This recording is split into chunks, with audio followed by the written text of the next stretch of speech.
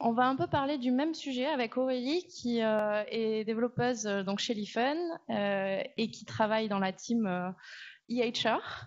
On fait des connecteurs en fait entre l'hôpital qui a des standards un peu anciens et notre serveur Fire. Et donc on va vous expliquer un peu notre démarche et en plus c'est un projet qu'on a mené cet hiver et qu'on a déployé il y a 2 semaines, donc c'est assez frais dans notre cerveau. Et on commence, c'est clairement pas l'idéal. J'espère que ça va évoluer dans le futur et que ça sera encore mieux. Mais l'idée c'était de vous expliquer notre démarche et vous montrer ce qu'on a mis en pratique pour connecter du coup du flux ancien avec du Fire. Alors tout d'abord Lifen, pour ceux qui ne connaissent pas, c'est une messagerie sécurisée intelligente. C'est une app qui s'installe en quelques minutes sur les postes des secrétaires et des médecins et aussi dans les hôpitaux. Et via un système d'imprimante virtuelle, Lifen reçoit le document, l'analyse avec une intelligence artificielle, détecte notamment le patient et le destinataire et l'envoie via le meilleur canal. Pour ça, on a construit un annuaire des médecins de France.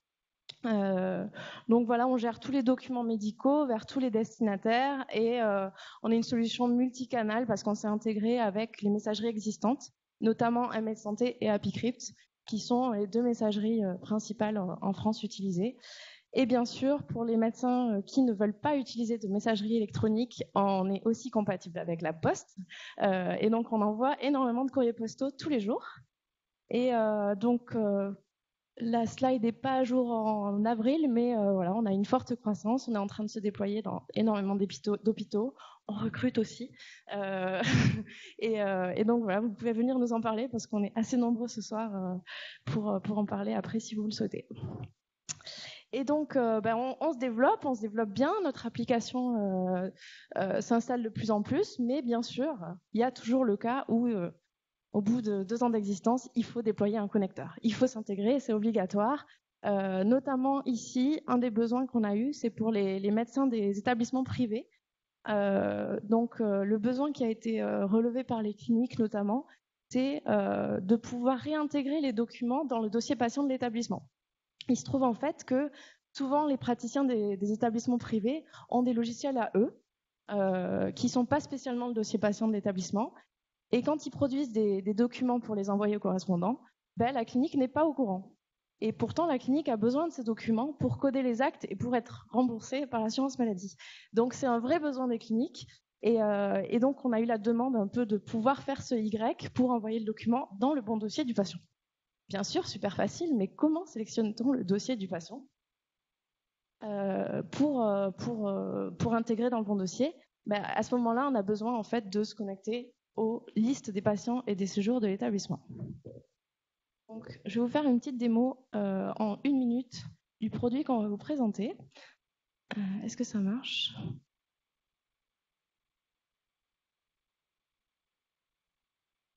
Donc en fait, ici, le médecin est dans son logiciel métier, ici Word, il saisit son compte rendu et il clique sur imprimer en sélectionnant l'imprimante Lifen. Voilà. Au moment où l'impression se déclenche, il y a l'application Lifen qui détecte l'envoi. Et en quelques secondes, vous avez vu, hop, le patient a été détecté ici par notre algorithme. Donc ici, c'est le patient du document. Et maintenant, il va falloir trouver le bon séjour. Et en fait, on a vu, quasiment instantané, on a vu ici qu'on a trouvé le séjour du 30 janvier de Jules César. Et en fait, on a trouvé le séjour dans le bon dossier patient. Donc ça a l'air magique, ça marche en quelques secondes, mais derrière, il y a beaucoup d'intégration. Donc, je vais arrêter la démo là, le reste est moins intéressant.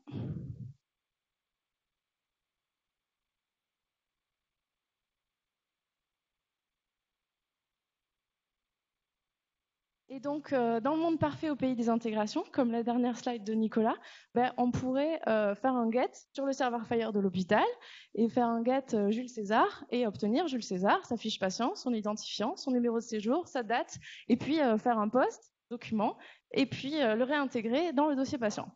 Nous ne sommes pas dans le monde parfait. Et la réalité, c'est que Lifen a dû se connecter au flux des messages HL7 V2 de la brique de gestion administrative. Donc, il se trouve que voilà, on a le problème qui est posé. À droite, un serveur Fire, à gauche, des messages HL7. On essaye de trouver et on tombe sur le paradigme Fire Messaging. Donc, je ne sais pas s'il y a des experts, moi je ne suis pas experte de ça, mais en tout cas, le principe essaye d'être simple. Le but, c'est de mettre une brique qui fait du mapping standard entre du message HL7 et une ressource Fire ici. Et donc, le mapping, c'est en fait créer un gros bundle. C'est une ressource qui peut stocker une collection d'objets avec tous les objets à l'intérieur, dont le message header, le patient, le séjour, tout dedans. Et ensuite, ce bundle-là, on peut le poster sur l'API et lui dire processe ce message. Et l'API, elle réfléchit, elle discute et elle processe le message. Bon, c'est beau dans la théorie, mais comment on met ça en pratique? On a réfléchi et en fait, on s'est rendu compte que ce modèle, il avait pas mal de contraintes pour nous. Déjà, ce connecteur, il faut le déployer dans l'établissement parce qu'ici, c'est du flux MLLP, il faut être en réseau local et il faut avoir l'accès direct avec le réseau. On ne peut pas, du coup, le redéployer quand on veut, on a du mal à le monitorer, il est compliqué à installer. Et de l'autre côté API, le process message, il n'est pas magique. Il y a la logique métier à faire, par exemple, la recherche des médecins dans notre annuaire, vérifier que le patient existe et tout ça. Et donc, on ne voulait pas charger notre API Fire avec tout ce process et toute cette logique métier. Donc, on a essayé de trouver un autre modèle et je vais vous laisser Aurélie présenter la partie technique de notre connecteur. Alors, la partie technique du connecteur reprend un petit peu la situation réelle qu'on peut retrouver. Donc, c'est-à-dire que on va avoir donc l'admission d'un patient à l'hôpital qui va être généré par le gestionnaire administratif du patient. Donc, cela va créer un nouveau séjour lorsque le patient va être admis à l'hôpital. Ce nouveau séjour, du coup, va être envoyé dans le AI, donc via le protocole MLLP. Je reviendrai sur la notion d'MLLP qui est peut-être un peu pas très connue. Et donc cette EAI va générer donc à son tour un message HL7 de type ADT. Donc c'est un événement qui correspond aux admissions du patient à l'hôpital. Et donc nous avons développé une brique que nous avons appelée l'IFUN Server qui va écouter donc ce flux de messages de type HL7 et qui va donc les réceptionner pour ensuite envoyer donc sur notre API d'IFUN en HTTPS donc un format Fire. Donc cette brique l'IFUN Server a vraiment un rôle entre guillemets de facteur, c'est-à-dire qu'elle récupère donc le message HL7 qui a été généré par le AI pour poster ensuite donc un format Fire que nous allons pouvoir processer côté métier ensuite sur notre API. Donc le petit point continue son chemin. Donc nous avons donc une nouvelle ressource qui est créée de type message header sur notre API. Nous avons développé une autre brique interne, un connecteur qui permet de faire du HL7 to Fire, qui lui va se déclencher, va réagir à la création de ce message header sur l'API. Et donc c'est lui qui va en fait appliquer toute la logique métier que Julie vient de mentionner, c'est-à-dire rechercher le médecin, donc appliquer un certain nombre d'informations sur le séjour que nous allons pouvoir récupérer, rajouter des informations sur le patient que nous allons pouvoir récupérer du message HL7, etc. Alors je vais revenir un peu plus précisément sur ces deux briques. Donc la brique l'IFUN Server qui est actuellement donc stockée sur le serveur de l'hôpital en mode service Windows. Donc c'est une petite app qui a été développée en Go et qui tourne en fait continuellement sur le serveur de l'hôpital pour pouvoir récupérer ce flux HL7. Donc il reçoit ce flux HL7 via le protocole MLLP et du coup donc dans la documentation du protocole MLLP, donc l'émetteur du message HL7 attend un message de type ACK, un acquittement, lui aussi au format HL7, et c'est ce que fait également l'IFUN Server. Donc il y a vraiment une boucle entre la réception du message HL7 et un renvoi d'un message d'acquittement au format HL7 également. Alors quelques mots sur MLLP, qui veut dire Minimum Lower Layer Protocol. Donc En quelques mots, donc ça correspond au niveau du schéma OSI à un TCP. Donc je résume, je suis pas experte dans ce genre de notions, mais en tout cas pour le MLLP, c'est un format qui est vraiment très précis dans le sens où on attend des bytes typiques qui correspondent par exemple au début du message message HL7. Donc on a des bytes qui correspondent à la fin de ligne et on a un byte qui est très, très spécifique aussi pour marquer la fin du message HL7. Donc autrement dit, si jamais on reçoit un message HL7 qui, via le protocole MLLP, qui ne correspond pas à ce format, notre rubrique Liffen Server va émettre un message en erreur de type ACK. Donc le type ACK correspond à ce format.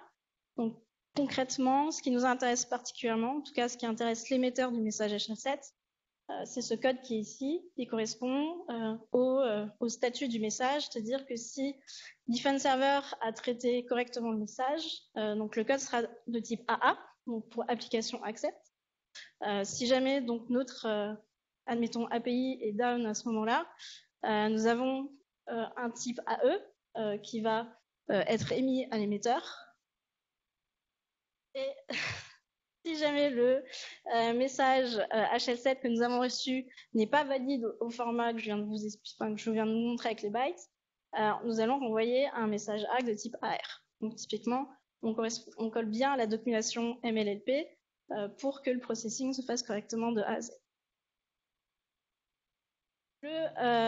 Très, très schématiquement, le flow de Liffen Server, donc comme je le disais, récupère donc via le AI et via un protocole MLLP, donc un message HL7. Donc il va le parser pour savoir si ce message est valide, puis donc il revoit les messages ACK correspondants. Si tout se passe bien, il passe à une étape de stockage du message HL7 dans un binary, donc pour pouvoir éviter de rendre lisibles les données sensibles du message HL7. Et puis donc poste un message header qui va nous permettre de monitorer le traitement de ce message. Alors le message header, pour nous, c'est très important dans la mesure où nous allons recevoir un flux assez important de messages HL7. Ce message header va nous permettre donc de monitorer donc ce message pour savoir quelles sont les informations qui ont pu être extraites. Donc typiquement, nous avons le type d'événement. Par exemple, ADT va être transcrit en Fire en tant qu'admit. Le message ACK AA va être transcrit en Fire sous le code OK. Donc ça nous permet aussi de faire déjà un premier mapping HL7 to Fire pour créer le message header qui correspond au message HL7.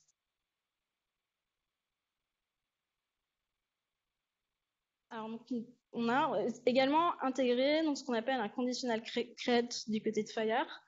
Donc c'est pour éviter de devoir créer deux fois le message header pour un même message ID. Donc chaque message HL7 contient un message ID unique qui nous permet de ne pas créer deux fois un message header pour un même message HL7.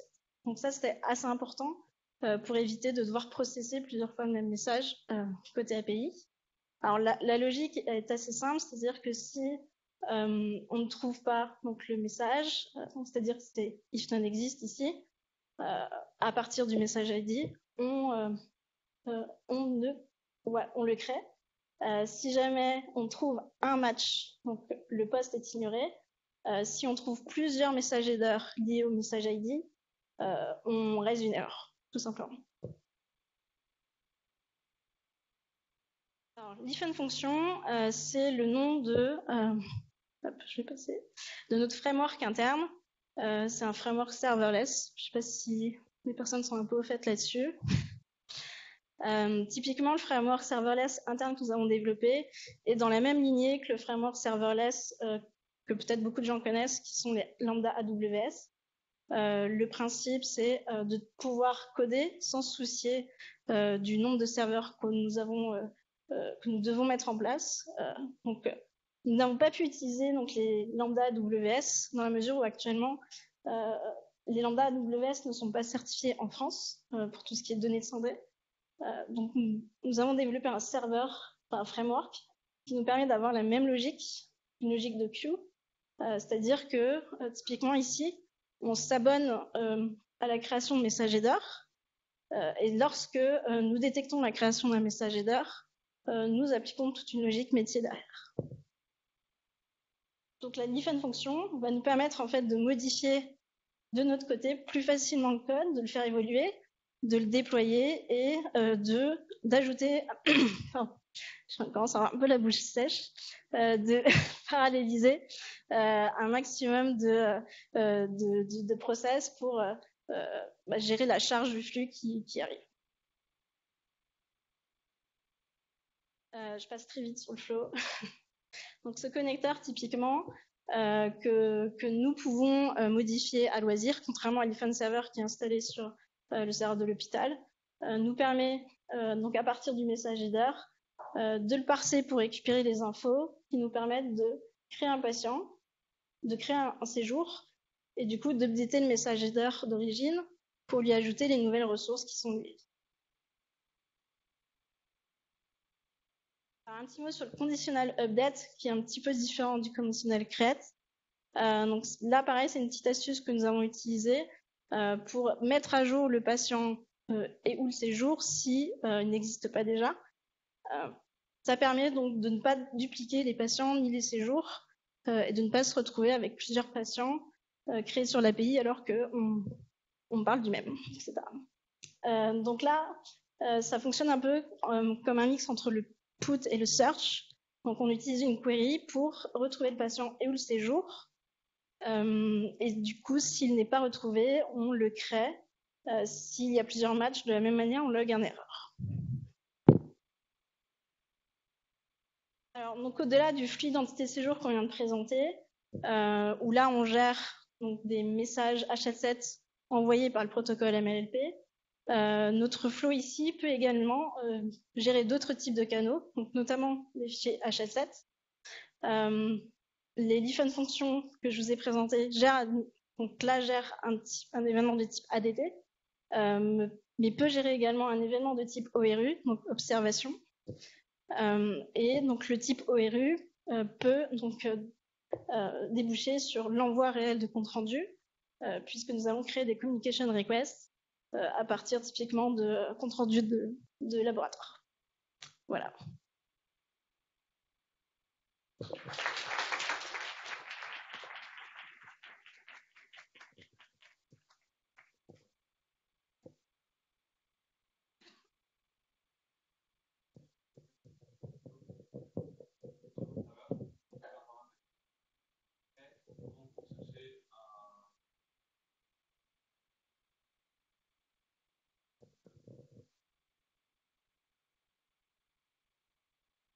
C'est ça. En fait, on garde pas de manière super longue les données sur nos serveurs. C'est juste pour matcher le document avec un séjour. Donc en fait, c'est le temps du patient à l'hôpital. Une fois qu'il est sorti, le document est envoyé et la donnée n'a plus rien à faire sur nos serveurs. Le problème, on aimerait bien accéder à la donnée distance, mais le problème, c'est que il n'y a que ce lien de flux qui est possible pour récupérer cette donnée-là.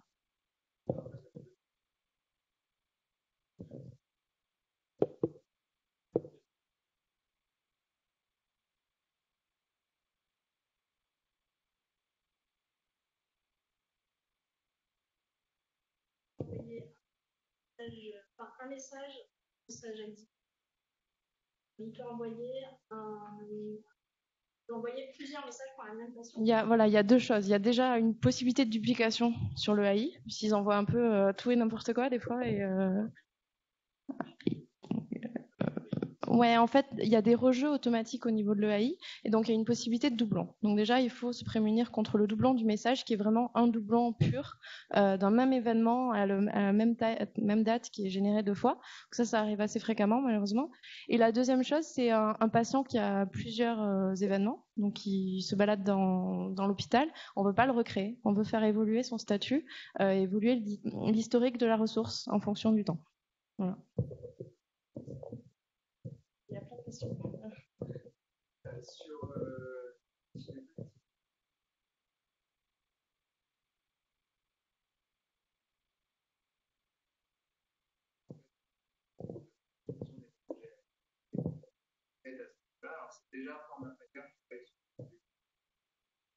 Déjà un format Fire. C'est un message header plus un binary. Donc en fait, on stocke tout sous format Fire. On aurait pu très bien prendre une base MongoDB et mettre ça, voilà. Mais on utilise notre API pour ça parce qu'elle est encryptée, elle est HDS, elle est rapide, et, voilà, elle est déjà faite. Oui, c'est un message brut qu'on traite après coup. Voilà.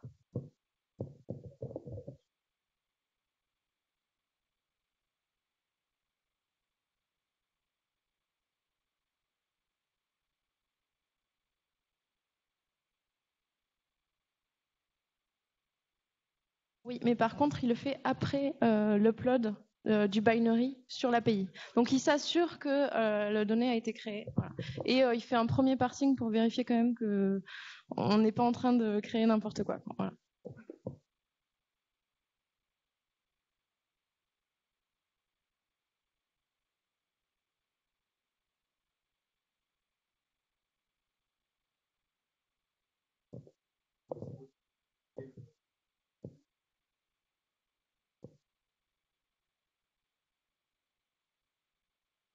C'est les outils un peu qu'on est en train de mettre en place. Typiquement, le hack que nous retournons vise surtout à dire à l'EAI qu'on a bien reçu le message et qu'en tout cas on a créé les ressources de base sur notre API.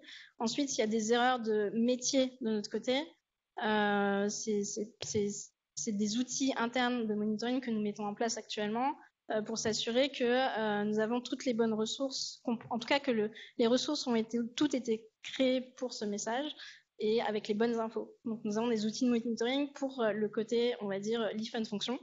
Et l'IFUN server, lui, s'assure simplement que le message header et le binary ont été correctement envoyés sur l'API et il renvoie un hack.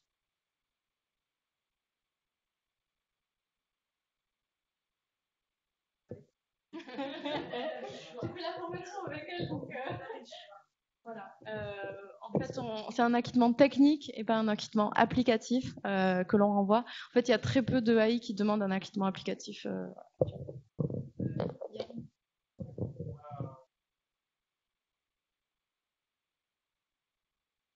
Oui, en fait, ça se fait assez fréquemment. Alors d'abord, il y a un contrat qui encadre tout ça. Après, on a une obligation de suppression après un certain délai. Et les hôpitaux nous envoient déjà des tonnes de documents tous les jours qui ont des données patients. Donc, on sait stocker la donnée de santé. Que ce soit un message texte ou un PDF sur un patient, il n'y a pas trop de changements sur ça. Voilà.